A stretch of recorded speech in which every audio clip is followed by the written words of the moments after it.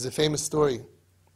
The Frierdiker Belzer Rebbe came slichus by night, and everybody was waiting for him for slichus. And he told his shamus, get the horse and buggy, we have to go somewhere. Tell everyone to wait. They went to the outskirts of the town, and they see a little shack. And the Rebbe came to the window with the gaboim, and they were watching. The Rebbe said, watch. They see over there, this guy, he's poor, he's a beggar, Yankel. And Yankel does something very strange. He takes out a bottle of vodka, and he puts a kais over here and a kais across the table. He fills up him, he fills up across the table. Nobody's there. He thinks, and he's upset, he's crying, and he's thinking, and he's crying, and he says, l'chaim, and he drinks his. He says, l'chaim, and he drinks the other one. And he's serious, and he's crying, and he's in pain, and he does it again. And he does it again. And he says, l'chaim, and he does the other one, l'chaim, and he starts to get happier. And then he does it again, and he starts dancing. L'chaim, and he's dancing and dancing. The Rebbe said, come, let's go back. We'll say slichas. They go ahead. Everyone's shocked what's going on over here. And after slichas, towards the end of slichas, this guy from the end of town finally made it. He came rolling in to slichas, drunk. After slichas, the Rebbe said, tell him to come to my office. The guy comes in. What does the Rebbe want? He says, Yankel, what were you doing before slichas? He said, Rebbe, he was all embarrassed. He didn't want to say. It's okay, Uncle. It's okay. Explain to me what happened. So he said, very painful story. His wife was very sick. And I told Hashem, don't take away my wife. And Hashem killed my wife.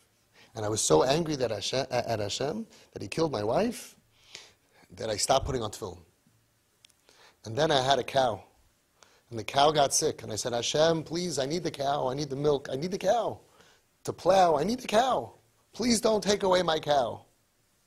My cow died.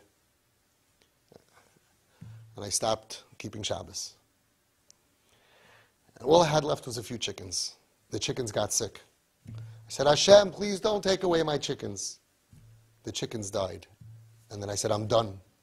Atheist. I don't believe, I don't care, nothing. And it came to tonight. It was slichus, and I said to myself, I had a tough year, but I'm not going to go slichus to shul. But how can I go slichus to shul? I'm in a big fight with Hashem. He didn't listen to me. I don't want to go to shul. I do want to go to shul. I don't want to go to shul. I'm not going to shul. And then I realized. I once had a fight with a friend of mine. He was a very dear friend of mine, the wood chopper. Mechel, the wood chopper. And we didn't talk for a long time, a few months. And one night there was a knock on the door. I opened up the door and Mechel was there with a bottle of vodka. And he said, Yankel, it's enough. Enough fighting between us. Let's make peace. We sat down, and Mechel poured a l'chaim for himself, and he poured a l'chaim for me. And I hated him, and I was angry at him, and we said l'chaim. He poured another one for me. It was very hard. He had tinus on me, I had tinus on him, we said l'chaim. And then the third one, finally, it broke through, and we danced, and we hugged. So I was sitting here, slichas banacht. And I said, how can I not go? But I don't want to go, but I'm going to fight. So I said, you know what? I'm going to do the same thing with Hashem. I'm going to pour me, I'm going to pour him. And I did it. And it helped me a little bit, but it was so hard. He killed my wife. He killed my cow. He killed my chickens. I'm so angry. No, again.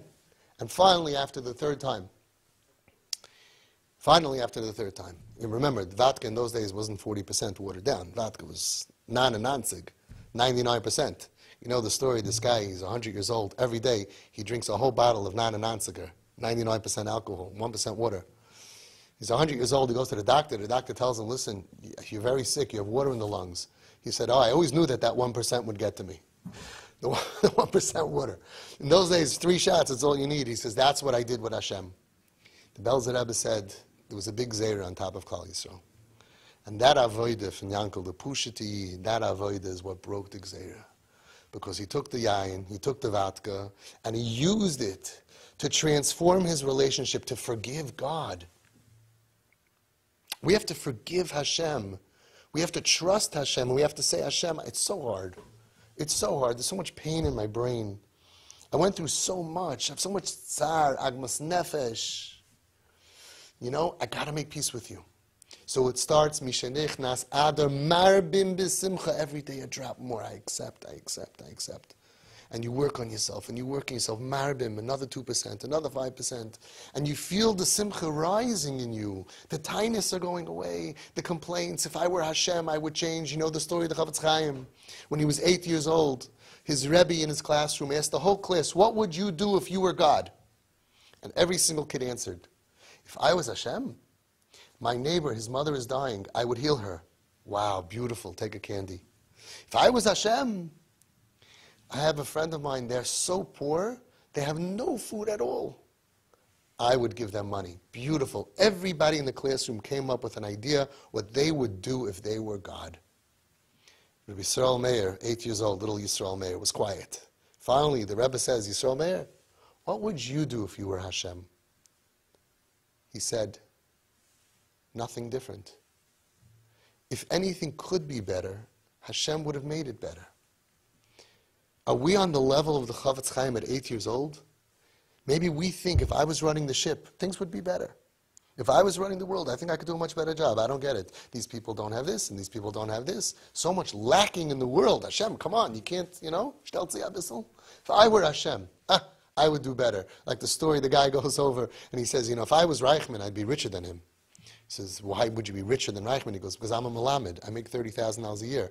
Even if I was Reichman, I would keep the Melamdis, so I would have what he has plus $30,000 a year. I could do a better job. Do you think you could do a better job than Hashem? We think we could do a better job than the Rav of the Shul. We think we could do a better job than the therapist. We think we could do a better job than your mother-in-law. Everybody thinks they could do better than everybody else, but what about Hashem? Is there a part of us that thinks we could do better? Like, hello? You forgot about me? You don't care about me? You don't care about my neighbor? What about all this tsar? Where were you? Where are you?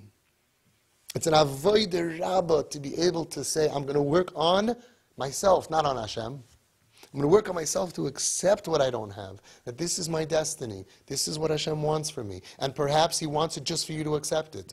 The Medrash says that Hashem takes tzaddikim and He gives them pain, and He shows the angels, look what I can do to a basar v'dam, and they don't turn on me. That is the challenge. The Medrash compares it to somebody who goes selling his wares. He makes pots and pans, and he goes to the market. He wants to show everybody, look how strong my pots and pans are. He takes a piece of wood, and he's sitting there smacking the pot and the pan to show the strength. So too Hashem does that to tzaddikim. And the purpose is what? To show the angels, the whole Pamay Shemala, He's not going to turn on me. What was the mile of Avraham Avinu? That he was able to be Oymed ben Nisayin. It says in the Svarim, 2 of the Nisyanis, there was nothing to do. The Nesiv Shalom points it out. They abducted his wife. There was no test. Hashem said, there's a famine, go there. There's a famine there, go back. There was no test. He didn't have a choice. The Chavis Alvava says that the pshat is, V'da achi, you should know. We would not praise Avraham Avinu for being Oymen ben Nisayin if not for the fact that he accepted everything that Hashem did to him, b'ratzayin u'v'tuv levav. That no matter what Hashem did to Avraham Avinu, sometimes the test is to do, but sometimes the test is nothing to do or not do, it's just to accept. Do you accept me? Do you accept that I know what I'm doing and it's for your benefit? Do you accept the pain that Hashem gives you? Reb Nachum Chernobyl said, the same way that Avraham Avinu was nisnasa with 10 nisyonis, so too, kach, kol Yehudi, every Yid goes through asar nisyonis, every Yid goes through 10 life nisyonis, 10 life general challenges, many other challenges inside the challenge, but 10 life challenges. And that's the only way, by going through it, that you can reach your shleimus. You don't have their nisayin because it wouldn't help you reach your shleimus. You have your nisayin because that's what you needed. According to the computer that prints out what you need to get your shleimus, this is what you needed to have. And the Amidah ben Nisayin sometimes is to do this and not do that. Sometimes the Amidah ben Nisayin is to just accept the pain that Hashem gave you. And you know what's hard? Because so many times we say, Hashem, if you would take away this pain, I would be a better Yid. I would daven better. I would learn better. I would give more tzedakah. Why are you doing this to me? And Hashem says, I don't need your davening. I don't need your learning. I don't need your tzedakah. You know what I need? I need your trust in me. Sometimes that's the hardest thing to have. If you really have emunah that Hashem exists, that He created the world, that's the first step. Because if you don't have that, your hashgacha pratis and bitachon emunah can't be, that level can't be higher than your full emunah that Hashem exists. So you have to push up the emunah Hashem created the world. And then you have to work on the bitachon, that Hashem, I trust in you. Bitach ba'Hashem va'asei toiv. That's what it says. Says the Ramban, unbelievable pshat. Why does it say B'tach b'Hashem v'asei toiv? Have faith, security in God, and do good. It should say the opposite. Asei toiv, do good, and then B'tach b'Hashem, have faith in Hashem. Because if you do good, you could have faith in Hashem. But how could you have faith in Hashem and security in Hashem? That He will be there for you. If you don't have any good. You didn't even do good yet. It should say, Asei toiv, good, do good things, and rely on God. No. Says the Ramban, a Rishon, Afilu, if you know, sheteda ba'atzmecha she'ata rasha, ve'ein biyotcha maisim. Before Asei toiv, B'tach b'Hashem ki hu bal harachamim v'yirachamecha. You could still have bitachon in Hashem. That Hashem's mercy is unlimited. His mercy is not limited to your ma'asim tovim. He's willing to have mercy on you even without your ma'asim tovim. That's building up your bitachon. We have to work on emunah, learning bitachon, learning hashgacha pratis, that everything is for a purpose and it's for my benefit. And that will raise up our true simcha level of being able to be mesameach bechelki. Every part of the year we have to do this. We have the same chiyuv in November to do this, and as Sfira every day. But the way that the Torah works, the year works, is there's a different focus every single month. You focus on Kabbalas HaTorah by Shavuos. You focus on Cherus, from breaking out of your addictions and your chains on Pesach. Every single month has its own avodah. The avodah of Purim is focus on this. The purpose of focusing on this is that when it's over, you are better in this area for the rest of the year. Yes, it may taper down because we can't keep up such a high level, and then it comes again next year. The purpose of Tishrei, of Elul, is tshuva and getting forgiven. And it raises us up for the rest of the year. And then we fall down, needs to have again an Elul, and again Tishrei. Hashem knows that by the end of the year, the level falls down. It's so superhuman hard to do, but that's the avodah. So now we can understand. The whole avodah of Mishenichnes Adar Marbim B'Simcha, and the whole avodah of Purim is not hoilulus, is not frolic, is not hefkerus. It says that Purim is holier than Yom Kippur. The Chidushei HaRim said that if we would know the power that we have on Purim, we can bring Mashiach. And that's why the Yetzer Hara gets involved, and he makes it much lower than it should be. It's the holiest day, and he makes it a little bit not tznius, and a little bit we get drunk, and a little bit this, and then we fall asleep. We're supposed to use the wine to raise us up where we couldn't after we tried. But not as an ends to itself, and not if it doesn't bring you anywhere. But maybe we could say Nachap Pshat. I just thought of it myself. I don't know, it's my own gedank. What do you need the wine for? So we were saying before, the avodah is to build up from 20 to 25 to 30 to 50 to 60, but at a certain point, we can't. Why can't we? Because of the pain. So once you did the avodah as much as you can, but the pain is blocking you from accepting and being mesamech b'chelkecha with your lot, take a little bit of wine. Make a l'chaim.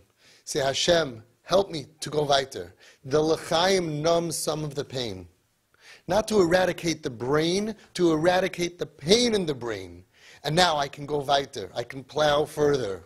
There's another blockage, nachal l'chaim. And each time I work on the avodah more and more and more, and I start to get happy, and I start to dance, and I sing to Hashem, I accept you. I accept your sovereignty, your malchus. I accept everything in my life that you determined is best for me. And then you're dancing. And look at you and look at the person next to you. The person next to you, no avodah, no preparation, no accepting, drinking, like a goy. Nothing, no seichel. He's forgetting his pain. The next day he has a hangover, no steiging, nothing. You are dancing the same, but you're dancing with Hashem.